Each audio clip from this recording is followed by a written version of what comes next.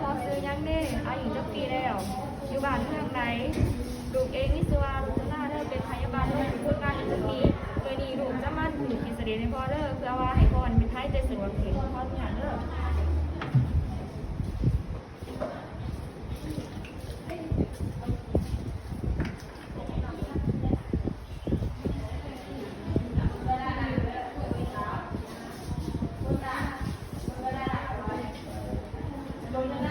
ต่อไปเขาจะมาจัดสภาพแบบนี้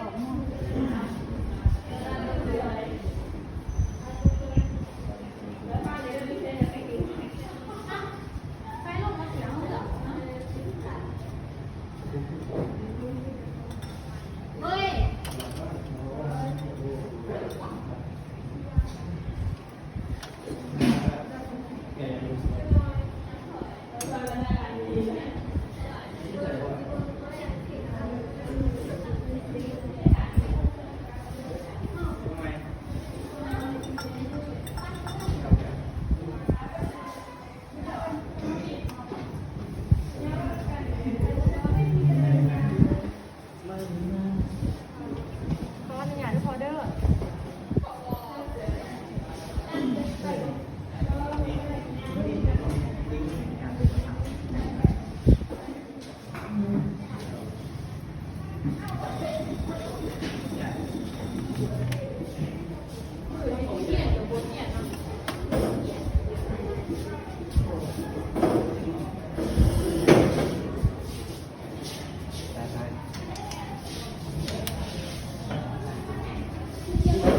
ไปเรียนอย่างไร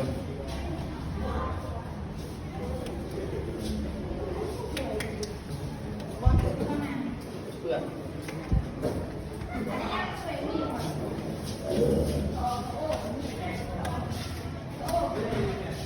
เ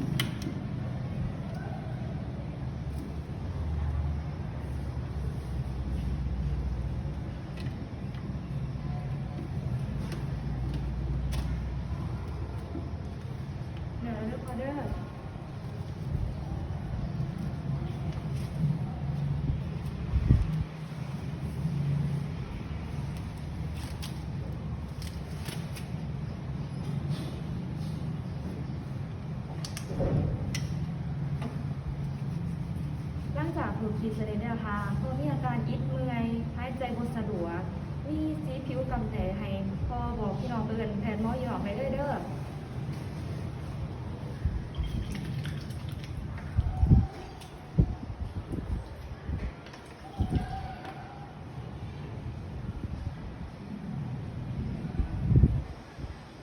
หลังจากนั้นเขาจะมาบันทึกข้อมูลของคนเจ็บ